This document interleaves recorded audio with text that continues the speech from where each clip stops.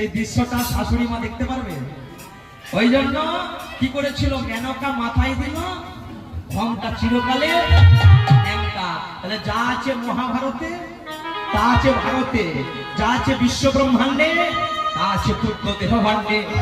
চূড়া মধ্যে চূড়ামণি, ব্রহ্মস্পাতে স্থিতি, তার মধ্যে মহাবিষ্ণু করে নবসতী। দেখুন দেহের মধ্যে কোথায় কোন দেবতা থাকে? চক্ষুতে সে কালা চাঁদ, চোখে কে থাকে? কালা চাঁদ।